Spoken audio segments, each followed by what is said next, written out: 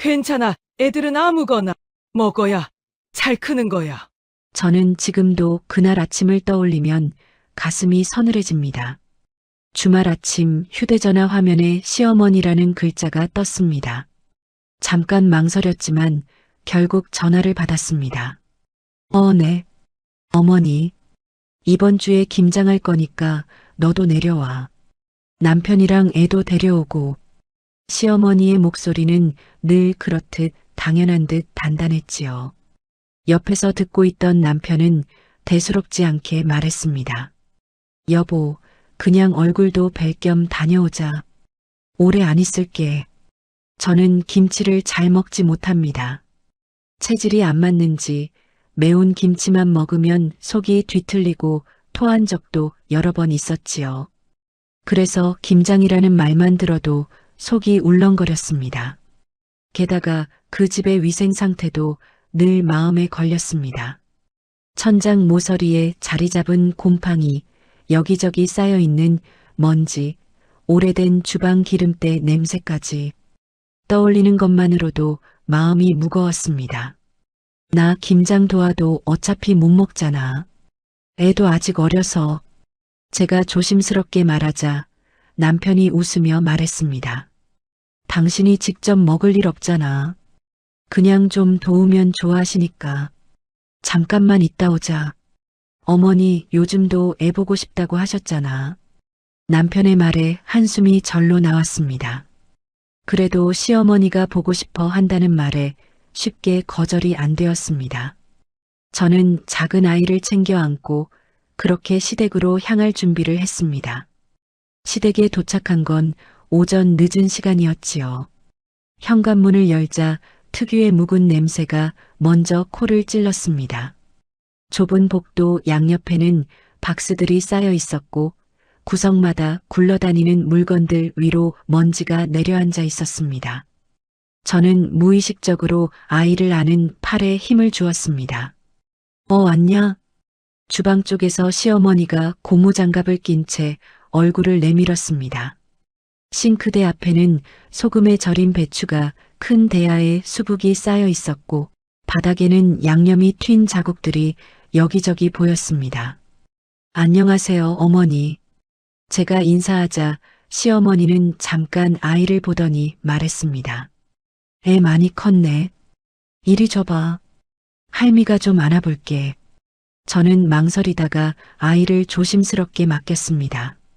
아이 볼을 만지던 시어머니의 손등에는 김치 양념이 살짝 묻어 있었지만 다시 돌려달라고 말하기에는 분위기가 어색했지요. 거실 테이블 위에는 다듬다 만파와 마늘, 생강이 뒤섞여 있었고 옆으로는 삶아놓은 고기와 절인 배추, 갓 썬 무가 놓여 있었습니다.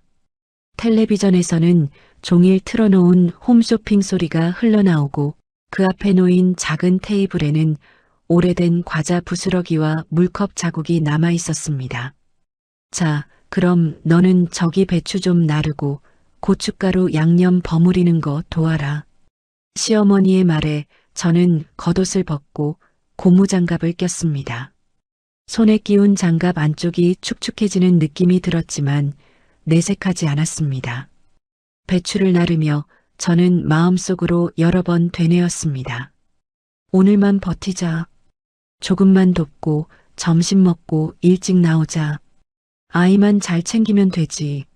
하지만 마음속 불안은 점점 커졌습니다.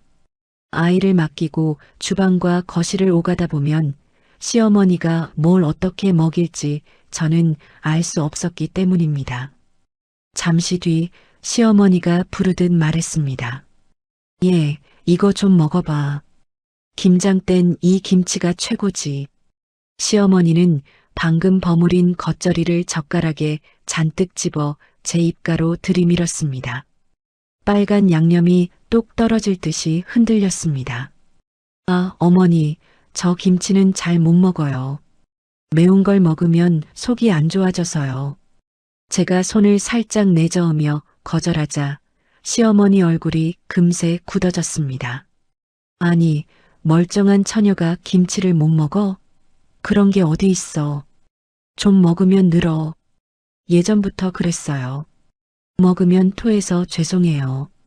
제가 낮은 목소리로 설명하자 시어머니는 입을 삐죽이며 말했습니다. 에휴, 요즘 애들은 유난이야, 유난. 김치도 못 먹고 생선도 못 먹고 그러니 면역이 약하지. 그 말에 저는 더 이상 대꾸하지 못했습니다. 그래도 집안 분위기가 더 나빠지지 않게 조심해야 했으니까요. 저는 다시 말없이 배추를 옮기고 양념을 버무리며 일을 계속했습니다. 그 사이 거실에서 아이의 옹알거리는 소리가 났습니다. 저는 고개를 살짝 돌려 거실을 봤습니다. 시어머니가 아이 옆에 앉아 뭐라 중얼거리며 손으로 뭔가를 집어 입에 가져가고 있는 모습이 어렴풋이 보였습니다. 과자겠지. 집에 늘 있던 그 과자겠지. 저는 그렇게 스스로를 안심시키며 다시 손을 움직였습니다. 한참 뒤 남편이 주방으로 들어왔습니다. 여보, 괜찮아? 힘들면 좀 쉬어. 괜찮아. 그래도 도와야지. 제가 웃으며 말하자 남편이 조용히 제 귀에 속삭였습니다. 오늘 점심 먹고 바로 가자. 너무 오래 못 있게 할게. 그 말에 저는 조금 안도했습니다. 그래, 조금만 더 버티면 된다. 그러나 시간이 흐를수록 집안 공기는 더 무거워졌습니다. 주방 바닥에는 양념이 더 넓게 번졌고 설거지통에는 사용한 그릇들이 가득 쌓였습니다. 창문 유리에는 닦이지 않은 얼룩이 남아 있었고 그 사이로 들어오는 겨울 햇살이 먼지를 떠올리게 했습니다. 예, 애밥은 내가 알아서 줄 테니까 너는 일이나 해. 시어머니가 말했습니다. 아니에요, 어머니. 제가 직접 챙길게요. 애는 아직 어려서. 제가 급히 말을 잘랐지만 시어머니는 손사래를 쳤습니다. 18개월이면 다 먹어도 돼. 괜히 겁만 줘서 그렇지. 옛날엔 돌 지나면 어른이 먹는 거 다 먹였어. 그 말에 남편이 눈치를 보며 중간에서 웃었습니다. 여보, 어머니가 도와주신다잖아. 당신은 여기 마무리만 하자. 저는 대꾸할 말이 떠오르지 않았습니다. 아이를 직접 챙기고 싶다는 마음이 간절했지만 이미 양념을 버무리느라 손과 옷은 온통 빨간색이었고 장갑을 벗어 손을 씻고 나가는 것조차 눈치가 보였습니다. 그날따라 아이는 평소보다 더 칭얼거렸습니다. 거실에서 작게 우는 소리가 들릴 때마다 가슴이 철렁 내려앉았지만 시어머니의 괜찮다는 말에 저는 자꾸만 손을 멈추지 못했습니다. 주방과 거실 사이 문틀 위쪽에는 오래전 생긴 곰팡이 자국이 검게 번져 있었습니다. 그 아래에서 저는 배추를 옮기고 고춧가루를 섞고 마늘 냄새가 진동하는 공기 속에서 한숨을 삼켰습니다. 여기 애 데려오지 말 걸 그랬나?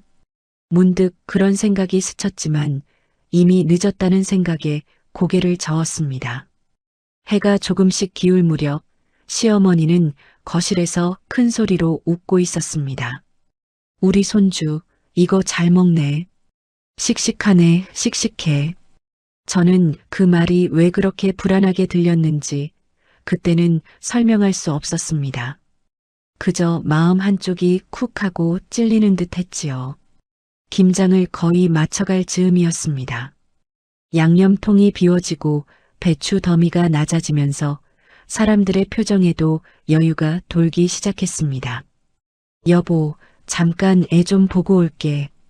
수건으로 손을 닦으며 거실로 나와보니 아이는 시어머니 옆에 기대 앉아 있었습니다.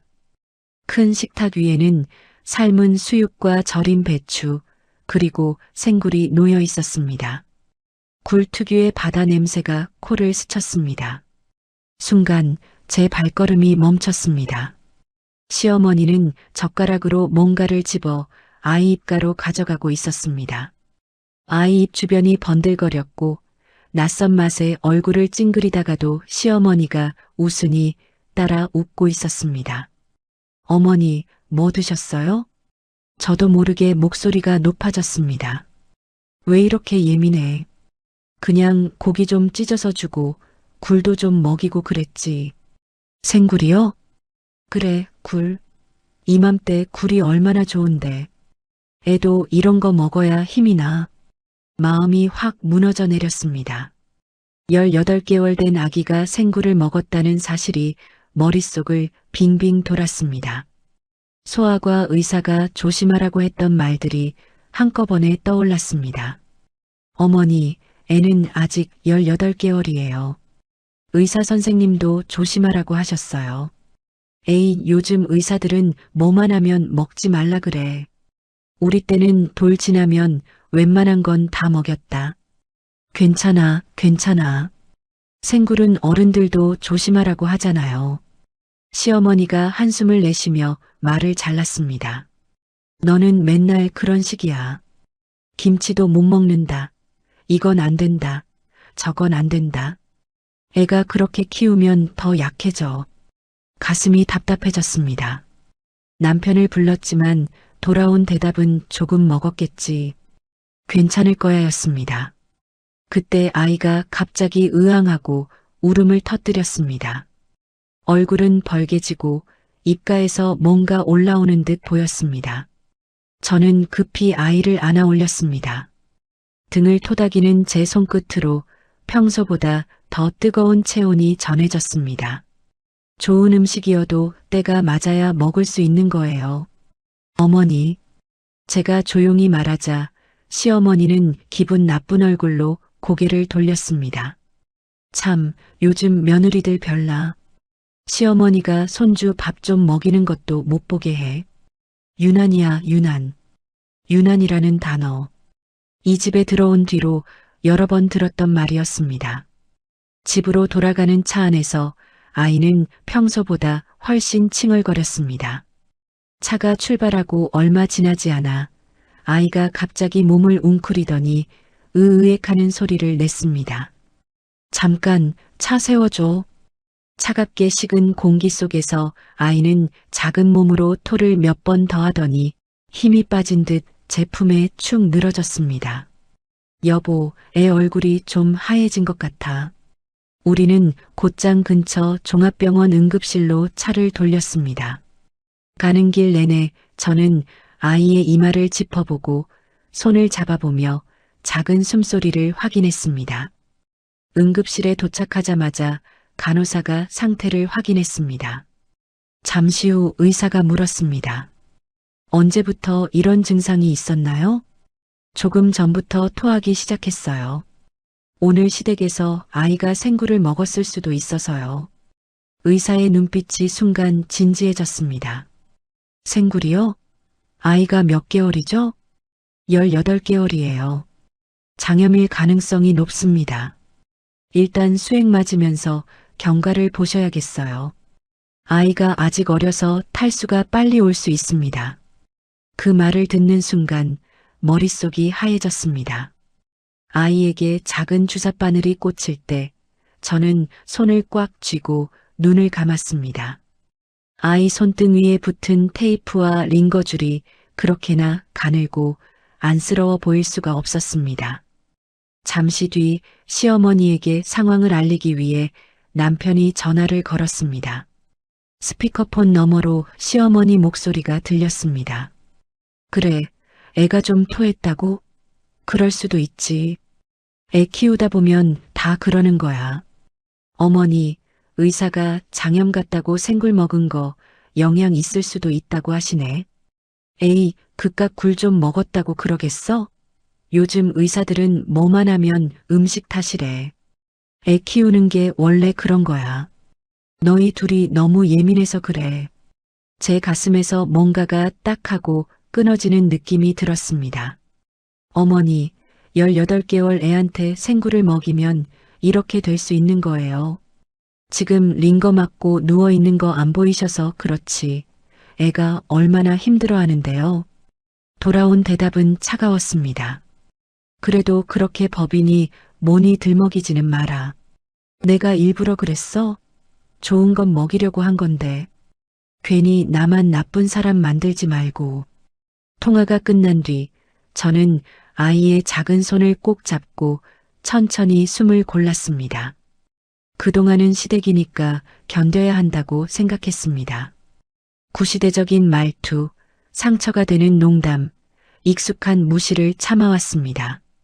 하지만 이제는 달랐습니다. 이번에는 제 마음이 아니라 제 아이의 몸이 다친 일이었습니다. 아이가 아픈 침대에 누워있는 이 상황을 단순한 실수로만 넘겨도 되는 걸까?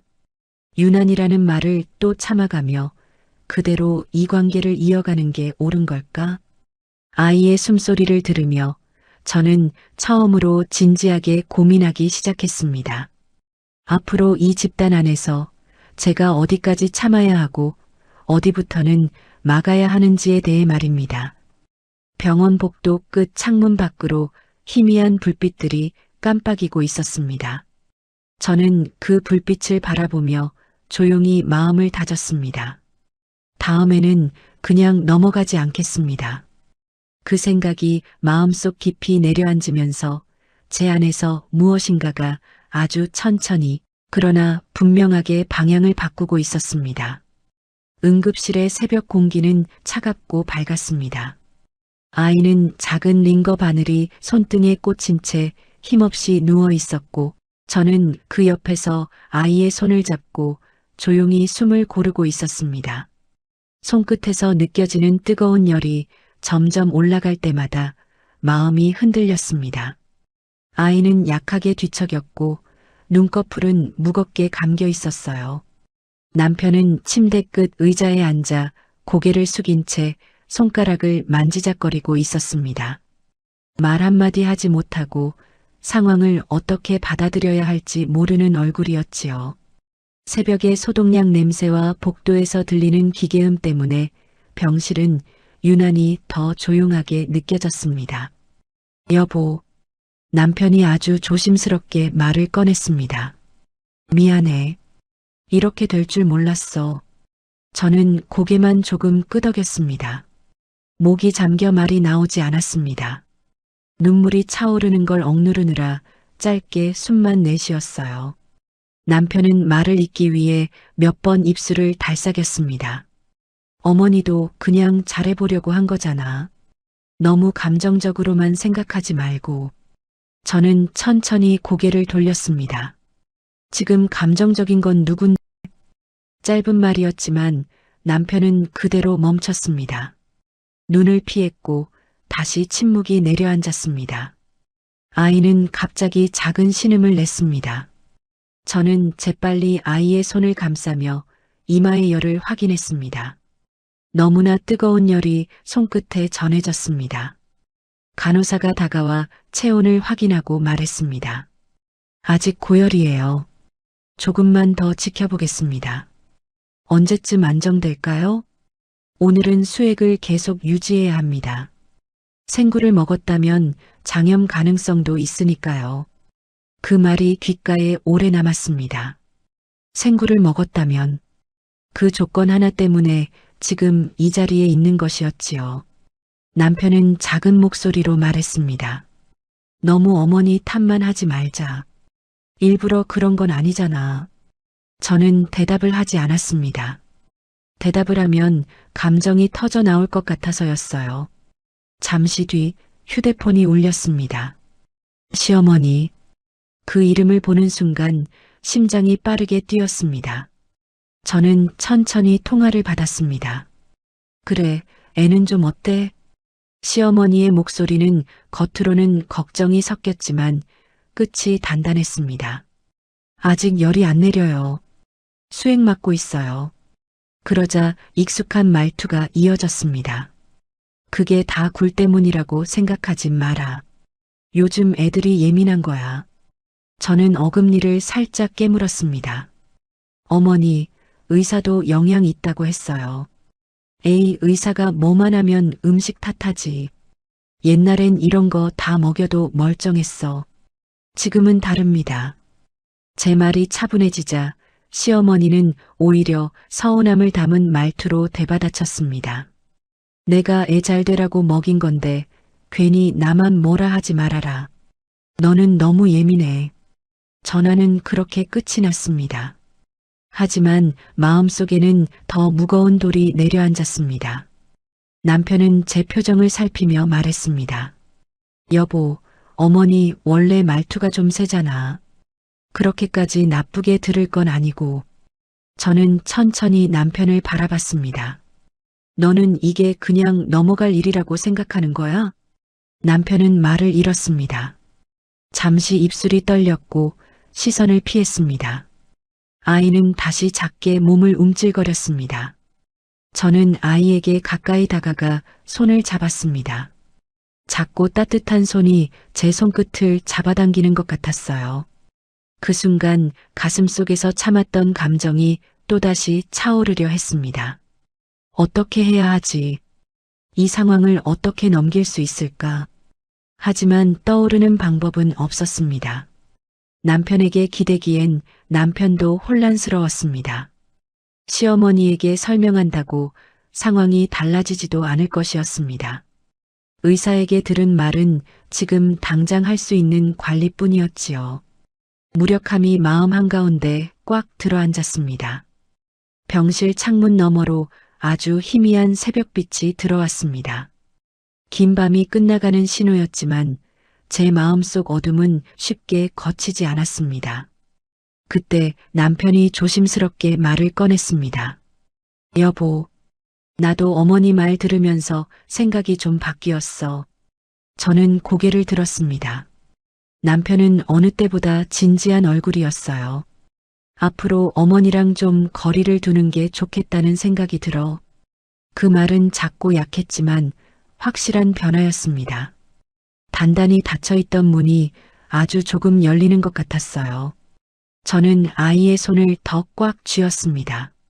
아직 불안했지만 마음속 어딘가에서 아주 작은 희망 같은 것이 피어오르기 시작했습니다.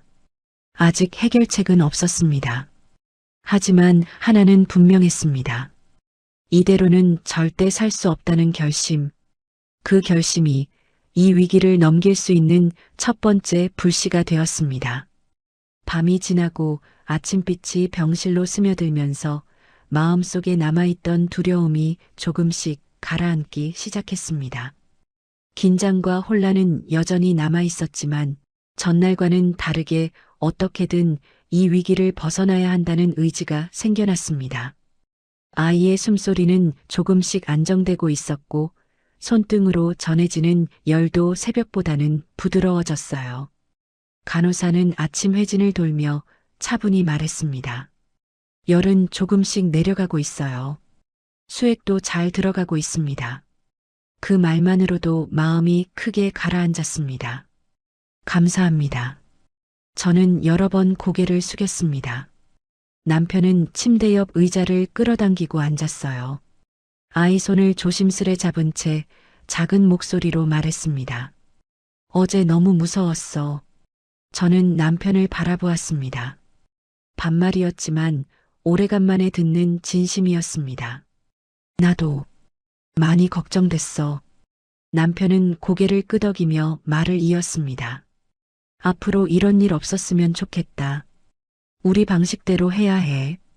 그 말은 어제와 전혀 다른 울림이 있었습니다. 점심 무렵 아이는 눈을 천천히 떴습니다. 아직 힘은 없었지만 눈동자가 제 손을 찾듯 움직였습니다. 괜찮아. 엄마 여기 있어요. 저는 그 말 한마디를 조심스레 건넸습니다. 남편도 얼굴을 가까이 하며 말했습니다. 우리의 진짜 힘냈네 짧은 말이었지만 그 안에 담긴 감정이 진하게 느껴졌습니다. 조금 지나 의사가 병실로 들어왔습니다. 상태가 좋아지고 있습니다. 일반 병실로 이동하는 게 좋겠습니다. 저는 감사하다는 말을 반복했습니다. 아이의 회복이 느껴지는 순간이었어요. 남편은 침대 옆에서 휴대폰을 손에 쥐고 한참 망설였습니다. 여보 어머니한테 전화하는 게 좋을까? 그 목소리는 매우 조심스러웠습니다. 저는 잠시 생각한 뒤 대답했습니다. 응, 이번엔 천천히 얘기해보자. 남편은 고개를 끄덕이고 전화를 걸었습니다. 스피커폰 너머로 들리는 시어머니의 목소리는 어제와는 조금 달랐습니다. 애는 좀 어때? 짧은 숨소리가 먼저 들렸습니다. 남편이 말했습니다. 많이 나아졌어. 병원에서 계속 보고 있어. 그래, 다행이네. 오늘은 목소리가 조금 낮고 힘이 없었습니다. 남편은 조심스럽게 말했습니다. 어머니, 어제는 우리도 너무 놀랐어. 애가 많이 아팠어. 그 말투에는 책임감이 담겨 있었습니다. 휴대폰을 건네받은 저는 아주 조용히 말했습니다. 어머니, 아이열은 조금 내려갔어요. 이제는 괜찮아질 것 같아요. 시어머니는 잠시 말을 잇지 못하더니 낮은 목소리로 말했습니다. 내가 좀 성급했네. 미안하다. 짧은 문장이었지만 그 안엔 오래된 자존심과 후회가 섞여 있었습니다. 저도 너무 예민하게 말했어요. 어머니가 애를 생각하신 건 알아요. 다만 아직 어려서 조심해야 해서요. 앞으로는 내 말 먼저 듣겠다. 나도 많이 놀랐어. 그 말은 어제와 완전히 다른 태도였습니다. 과장은 없었지만 진심이 느껴졌습니다. 남편은 제 옆에서 작은 목소리로 속삭였습니다. 어머니도 많이 놀랐나 봐. 응, 그런 것 같아. 우리 앞으로는 둘이 먼저 결정하자. 아이 관련된 건. 남편의 말투는 단호했습니다. 그 말이 이상하게도 든든하게 느껴졌습니다. 오후가 되자 아이는 조금 더 눈을 뜨고 저를 바라보았습니다.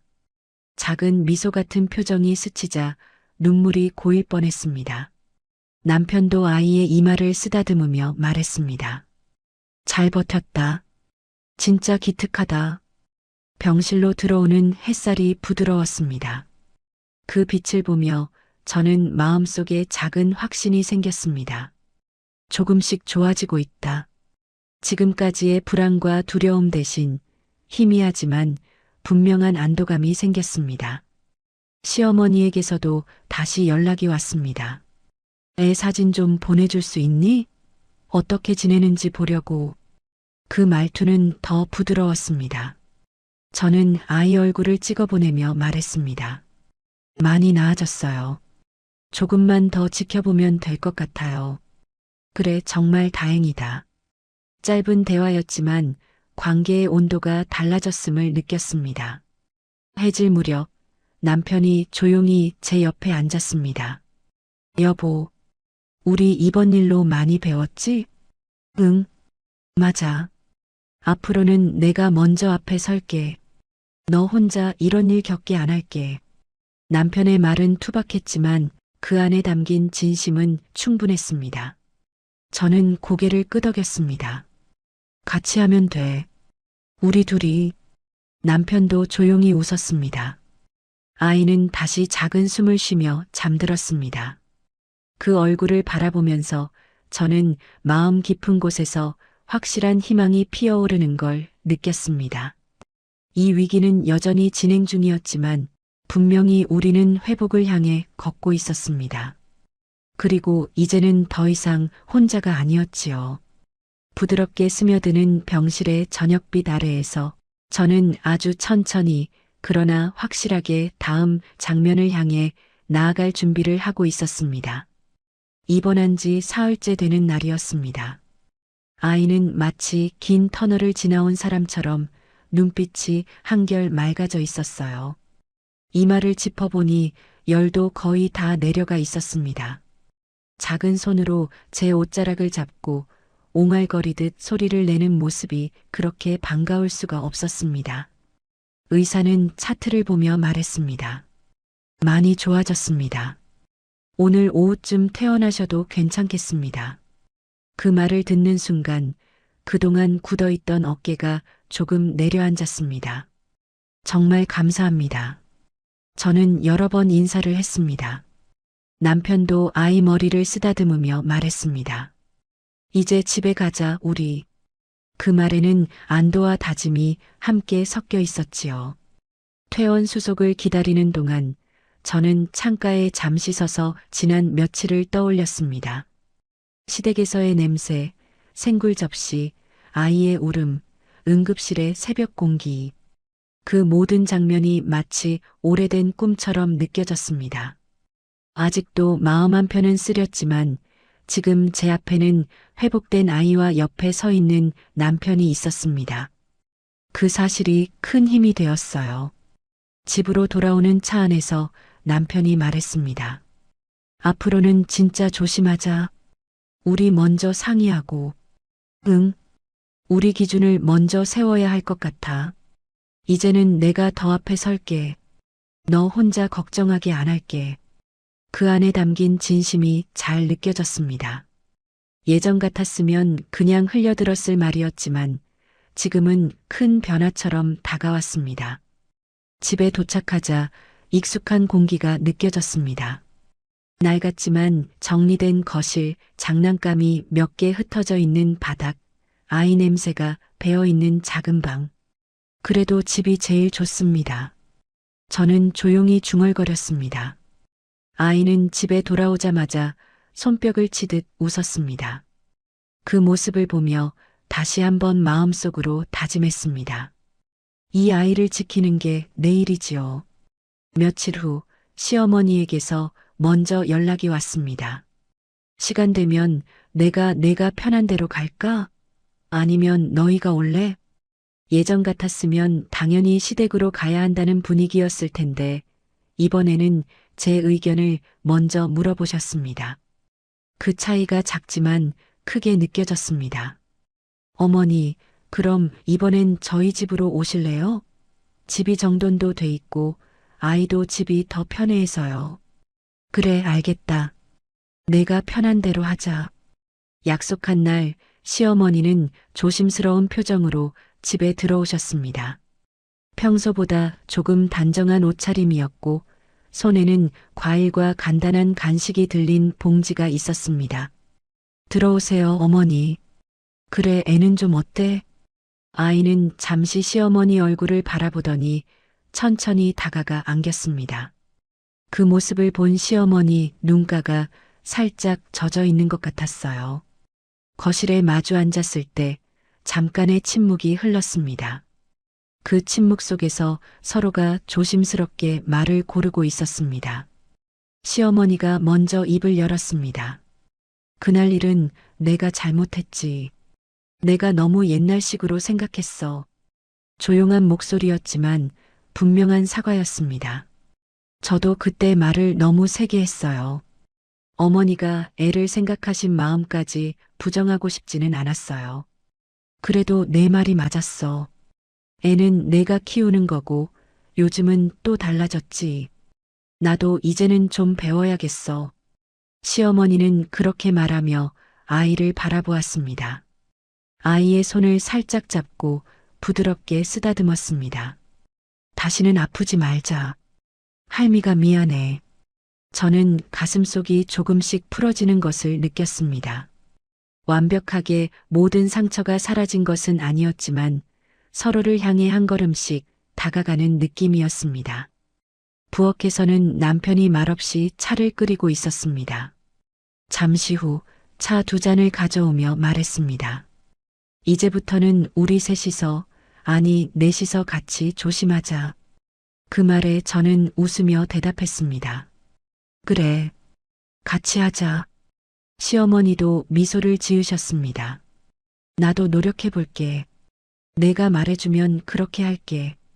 그날 대화는 길지 않았습니다. 상세한 변명도 큰 약속도 없었습니다. 하지만 짧은 사과와 이해, 그리고 서로를 향한 작은 양보가 있었습니다. 그 정도면 충분하다고 느껴졌습니다. 밤에 아이를 재우고 난 뒤 저는 거실에 앉아 조용히 오늘 하루를 떠올렸습니다. 처음 시댁에 갔던 날의 불안, 병원에서의 긴 밤, 그리고 오늘의 차분한 대화까지 길고도 짧은 여정이었습니다. 남편이 제 옆에 앉으며 말했습니다. 많이 힘들었지? 응. 그런데 그래도 잘 버틴 것 같아. 너 아니었으면 이렇게까지 생각 못했을 거야. 고마워. 나도 고마워. 같이 있어줘서. 짧은 반말 대화였지만 그 안에 서로에 대한 감사와 애정이 담겨 있었습니다. 이런 말을 주고받을 수 있다는 것 자체가 큰 변화였지요. 저는 아이 방 문을 살짝 열어보았습니다. 아이는 편안한 얼굴로 잠들어 있었습니다. 고르게 들리는 숨소리가 집안을 편안하게 채우고 있었습니다. 문을 살며시 닫으며 속으로 중얼거렸습니다. 다시는 그날 같은 일은 겪지 않게 하겠습니다. 그 다짐은 억지로 힘을 주어 하는 약속이 아니라 조용하고 단단한 마음이었습니다. 이제 앞으로도 갈등은 생길 수 있겠지요. 세대 차이도 있고 생각의 차이도 분명히 존재합니다. 하지만 최소한 아이의 안전과 건강을 두고는 더 이상 양보하지 않기로 했습니다. 그러면서도 가능하다면 서로를 이해하려 노력하기로 했습니다. 가족은 반드시 가까워야만 하는 관계는 아니라는 것을 이번 일을 통해 배웠습니다. 서로를 존중할 수 있는 거리, 아이를 함께 지켜줄 수 있는 거리, 그 적당한 간격이 필요하다는 걸 알게 되었지요. 저는 창밖을 한번 바라보았습니다. 어두운 밤하늘이었지만 멀리 작은 불빛들이 반짝이고 있었습니다. 우리 가족의 앞날도 저 불빛들처럼 조용히 그러나 꾸준히 빛났으면 좋겠다고 바랐습니다. 마지막으로 저는 다시 아이 곁에 앉았습니다. 작은 손을 살짝 잡고 속삭였습니다. 엄마가 지켜줄게요. 우리 조금씩 천천히 잘 살아보자. 그리고 마음속으로 또 한 번 말했습니다. 이제 이 이야기는 끝이 아니라 조금 더 단단해진 가족이 시작하는 새로운 장면이겠지요.